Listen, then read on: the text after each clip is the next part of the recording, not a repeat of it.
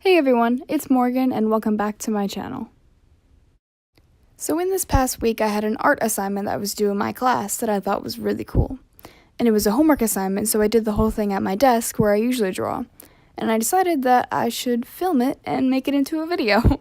So this was my art homework that was assigned for a month maybe. But you know me, I procrastinated. So I did the whole thing in maybe 3 days, but it's fine, whatever. So the project was to draw 5 myths throughout the world, and you had to, research them, see what they look like, and come up with your own depictions of them. And some of them, there wasn't that much room to be creative because the details are very set in stone. There was only so many things you could change about it. But other ones you could be really creative with, as you were about to see. And I enjoyed this assignment so much. We did this last year too, but with 8 different myths, but that was before I had a channel and before I recorded stuff. But this one was supposed to be the revenge of the myths, and I loved this one just as much as I loved the last one. So here it is. So this first one that I'm drawing is a Japanese myth called Teke Teke, and it's about a schoolgirl who was run over by a train, and the only remaining part of her body was from her torso up. So the girl crawls around using her arms, just, crawling around with what's remaining of her, and she usually goes around with a scythe to try to take her next victims. And my drawing of her, I actually liked it a lot, that's why I put it first. But you can't really tell that it's her unless you're told in the beginning, because her torso kind of gets cut off towards the end of the page anyway. So unless you knew initially that there was nothing below that, it kind of just looks like a regular drawing. But I really liked the way that her face showed the creepiness, and it made a little eerie tone to the whole drawing. I just like the way it came out. And which is good because I don't usually work on portraits that much, so when I do them, I'm not usually satisfied. So I am happy with this one, and I'm kind of patting myself on the back a little bit, but for me, I'm proud of it. And I made her out of graphite and charcoal, so, that was all over my hands, but it was definitely worth it. And for most of these, I started filming after the sketch was completed because, oh my goodness, this video is going to be quite long, and I have so much footage. Because the majority of work goes into shading and blending and all that fun stuff, not the sketch. So I cut out most of the sketch, and I know for one of them, I started filming, right after I finished the sketch, right before I was doing the inking part. Because for the first one I filmed was the second one I'm showing. And I filmed the whole thing starting with a blank page. And I looked at the time, and I'm like, oh my goodness, I have 4 of these left. I need to cut this time down a little bit. So yeah, I started recording a little after the sketch was finished. But hey, it's okay. The interesting part is the shading anyway. So one thing I like to address is the way I added highlights in this drawing. And I used a method that I think is actually really useful, and I like to share it. So the way I added the shadows first was I would put a very light layer and blend it out of a 3H pencil, just anything that's lighter than HB. And then for the shadows, I would add HB, blend it out in the areas that needed it, and then if I needed any intense shadows, I would use an 8B or a 6B pencil. And then to get the highlights, instead of keeping them white from the start, I would use the monozero eraser or my kneaded eraser to erase away the highlights at the end. This was also helpful to keep it nice and crisp and actually pure white, because if you did it in the first place, chances are your graphite would smudge and your highlight would get covered anyway. So this is a method that I used throughout basically all of them, and I think it's really helpful and really neat, actually. I'm not even sure where I learned it from, but it just helps me a lot, and then if the highlight gets messed up, you just erase over it again. There's no hassle, no intense work, it's easy. And then for her hair, I did a very similar thing. I covered the whole thing in charcoal, and then to make it look like there were strands of hair, I would use the monozero eraser and erase away some of the charcoal to show little hair strands. It didn't get to be pure white, but it got lighter to show the hair. So the second myth I drew is called the Bunyip. These are some difficult ones to pronounce, not gonna lie. And this one is an Australian myth that doesn't have very many physical descriptions. It's described as a water spirit and is depicted in a lot of different ways, but most drawings are just some kind of scary panther-looking creature with big teeth and big claws that crawls out of a lake. There's very little that's actually known about this myth, except for the fact that it has a dog-like face and flippers or maybe horns and tusks, just several features that are reoccurring throughout different drawings of the Bunyip. So for my drawing of the Bunyip, I had a panther-looking creature with webbed feet a little bit, with claws and big tusks coming out of its dog-like face. But I kept tiny ears and a little tail. And it kind of looked like it was crawling out of something. You don't see the water in the background, but I tried to make it look like it was just emerging from something. And as for the drawing technique, I used a very similar shading method to the one that I used for the drawing before. The first thing I did was lay down a very light layer of the 3H pencil and then blend it out to make a nice even layer. And then all I did was build up the shadows using more and more HB and then a little bit of 8B. And the only difference for this one was that I used a lot of charcoal in the actual shading because the drawing itself was much darker. I had a very dark background, meaning that it was dark in the area where the Bunyip was. So there was very harsh shadows all over the Bunyip itself. This one was actually the first one that I drew, and I'm pretty sure it took the longest too. So I also think that I time-lapsed it the most, so this one's gonna go by kind of quick, but it's alright. I'm pretty sure this drawing was also the messiest, considering how much charcoal I ended up putting in the background, and I used charcoal throughout the entire thing. And if you've ever worked with charcoal, oh my goodness, you know that stuff goes everywhere. It doesn't even matter if you put it on like the tiniest place, like as soon as you touch charcoal, like boom, game over, it's everywhere. Maybe it's just me, but like my whole forearm gets covered in it, seriously, all over charcoal everywhere. Which stinks because, oh my god, I love charcoal. It's one of my favorite mediums ever. I love the way it goes down. I just love working with it. I seriously love everything about charcoal except for how messy it is. But even like graphite is messy in large quantities, and I have charcoal powder, which is amazing. And I didn't use it in this video, but I also have graphite powder, and I gotta say they're both equally messy, so I mean, graphite and charcoal are very similar, except for the fact that graphite is very shiny and charcoal is like a matte finish.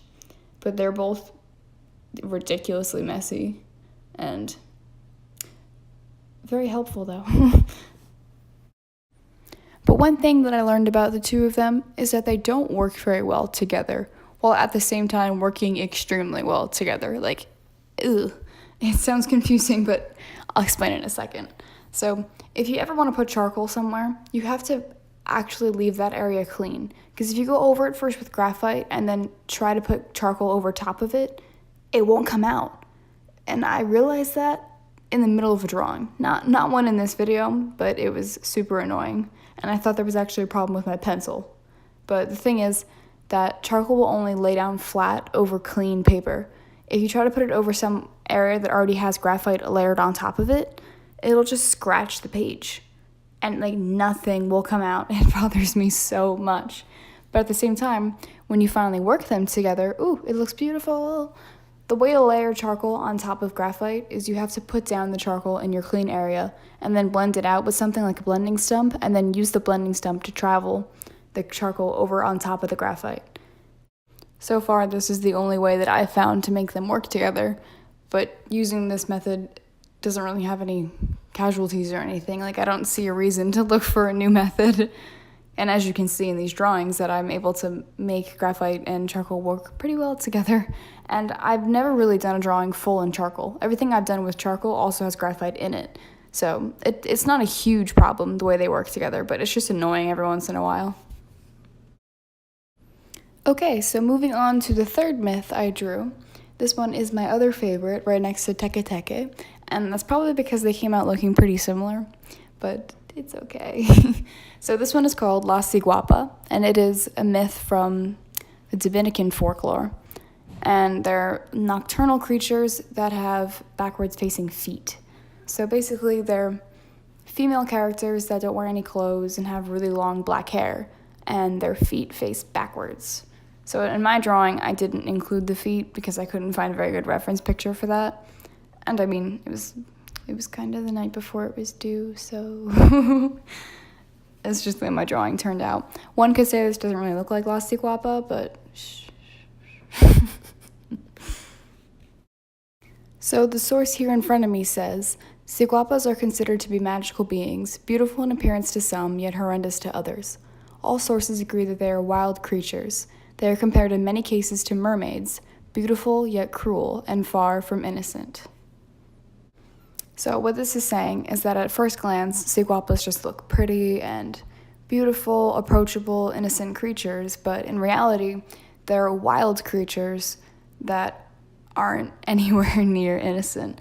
And they're compared to mermaids because the actual myth of mermaids is very similar to this, even though nowadays mermaids are considered to be like childish toys and things that little girls look up to. But the reality is that mermaids are also mythological creatures that are not innocent.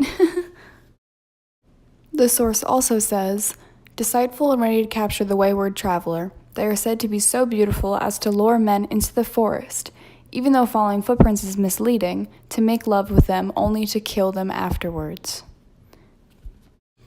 And this is pretty much just elaborating on what was said before, by the means that they're so beautiful, they look so misleading, and in reality, all they're going to do is kill the men afterwards. Okay, so enough with the storyline, back to the drawing.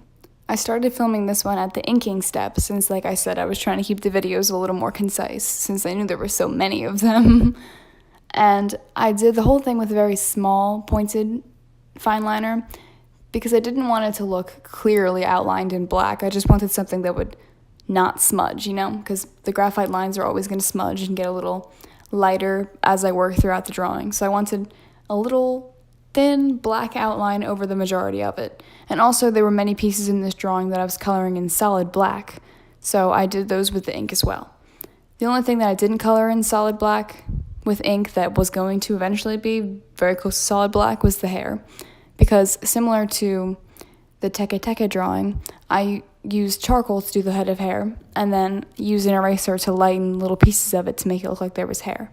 And obviously I cannot do that if I covered the whole thing in ink, because you can't erase ink. So after I finished with the ink, I moved back on to the shadows again, because I kind of took a break from that to do the ink and the hair and everything, and then went back to it. And for most of the shadows, I would use the blending stump that I used to blend in the charcoal. And I would use whatever was left over on that blending stump to create a shadow. I use this technique, honestly, when I'm lazy sometimes, but I also like the way that it comes out as like a clean, blended out color right from the bat. Instead of like laying down a color and then blending it out, you're laying down a blended color. It's pretty helpful, actually. And it reuses the charcoal that would otherwise just get stuck on the blending stump. I've been doing this for a while, actually, since I figured out it was a good idea when I was cleaning my blending stump one day. And I usually clean my blending stump in the middle of drawings, and all I do is take out like a little clean index card and rub the stump all over it until it stops coming out. Like there's no more, or not, at least not a lot, of graphite or charcoal coming off the stump. They're never going to get perfectly clean, and they're always going to be stained, but at least you know that they're cleaner than they were before, and you can reuse them. So when I was doing this one day, I was like, after I blend out charcoal, a lot comes off, and it's a good shade, honestly. So I started using this method quite a lot, got used to it, and here we are. First, I was a little wary of using it because it's not super reliable. Like, it won't always come out exactly the same shade as what was before it, because as you continue to rub it, more charcoal comes off of it, and then there's nothing left to, produce charcoal. So it was a little shaky at first, but I got used to it and loved it, and yeah, here we are, using it in drawings on camera. Alright, so the fourth myth is one that I definitely cannot pronounce.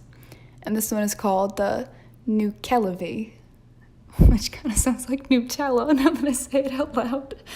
Oh my god. So anyways, the Nuckelavee is a horse-like demon that is said to be the most horrible of all the demons of Scotland's Northern Isles. This is a truly despicable creature that honestly looks like it's a manifestation of the devil, so...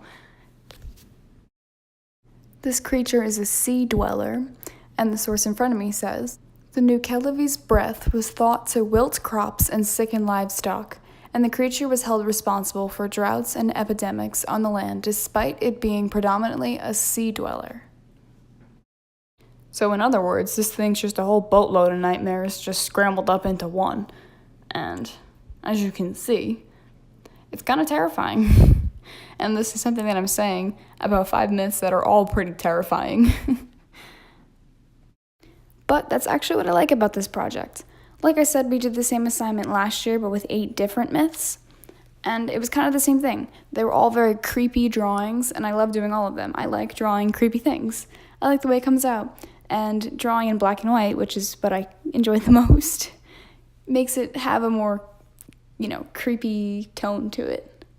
So, any chance I get, I like doing it.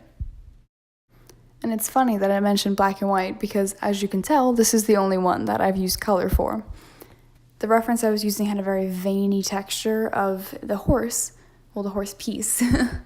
And I decided that using color would be the best way to show this. And I used a lot of Copic markers and just did little flicks across to show little vein lines. And I used a lot of different shades of red and a couple pieces of blue and gray, just all over the whole thing. Now, as intricate as this drawing looks to be, I was on a bit of a time constraint, so I didn't do that many layers with Copics. I just used 2 or 3 shades of red with a lot of flicking motions to make little lines appear in the same motion that the veins would be going.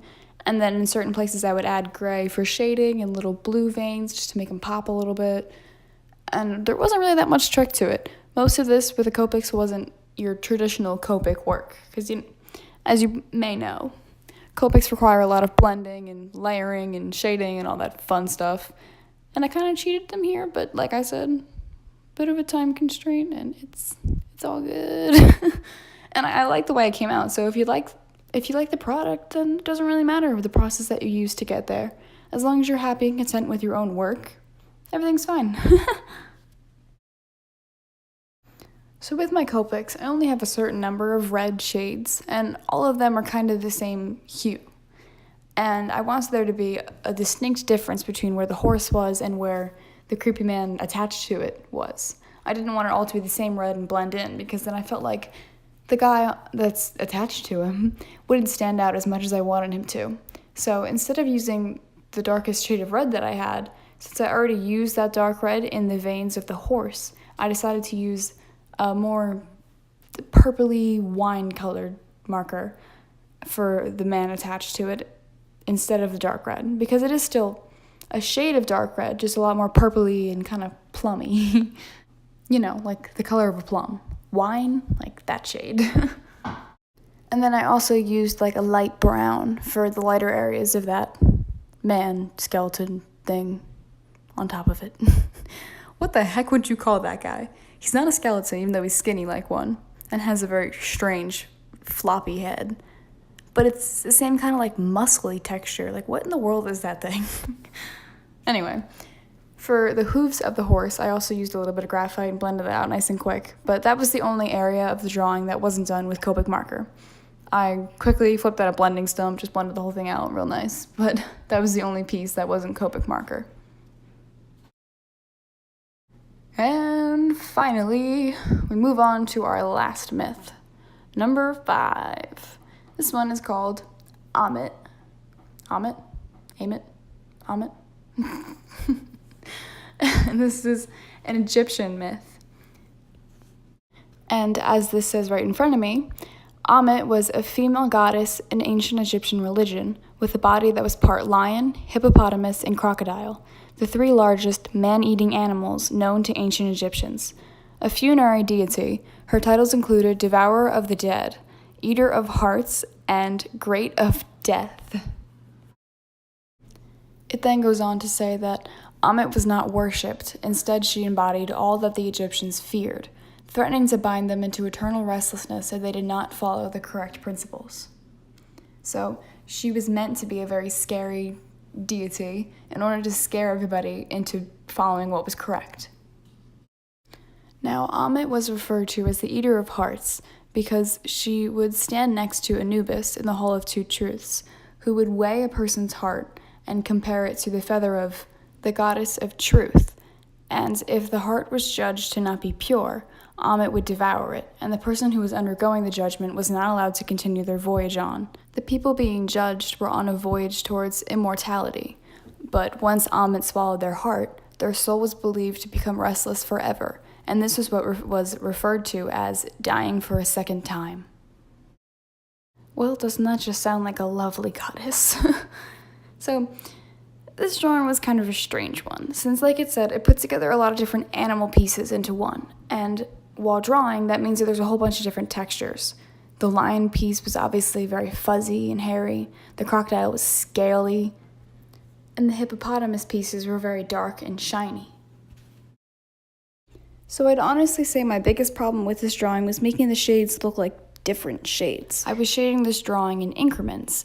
I would do the lion piece first and then move on to the hippopotamus piece and just like that. So when I moved on from piece to piece, my biggest problem was keeping them looking different. Every time I found a shade that I liked, I would realize that it looked exactly the same as the one right next to it. And I wanted, for example, the hippopotamus piece to look darker than the other ones, showing that it's a piece from a different animal. But since I have this set in black and white, all of the tones kind of looked the same, and I had trouble differentiating from between them. All this took was just a lot more trial and error and a whole lot more layers, but eventually I got to something that I was pretty content with. It took a lot, especially for the darker pieces like the hippopotamus, because it was so much building up, and every time I would go to blend it, since there was so much of that softer graphite, like the 8B, it would just smear everywhere. There was so much cleanup. I would smear it, fix it, go back, try to fix it again, smear it again. Like, it was kind of a mess, but like I said, eventually I got something that was pretty okay. And just like with the other drawings, I would use the monozero eraser to get those highlights right on top of all that very dense graphite. Overall, I think this assignment took me around 6 hours to do. 5 or 6, it came out to around there. Each drawing took a little over 1 hour, a little bit underneath 1 hour, and they made this video quite the long one. But I didn't want to split them up into 2 parts or anything, so here we are. And if anyone made it this far, thank you so much for watching. Because this was an assignment that I really enjoyed and I wanted to share with you guys, because myths like this are actually really cool when you think about it, because they can be depicted in any type of way. So 2 people drawing the same myth, it could come out looking nothing alike, because these are just myths and nobody knows what they actually look like or what they actually are, because they're obviously not real, they're just myths. And it's up to your imagination to decide what they're going to look like. So, thank you guys all so much for watching, and I'll see you in the next video.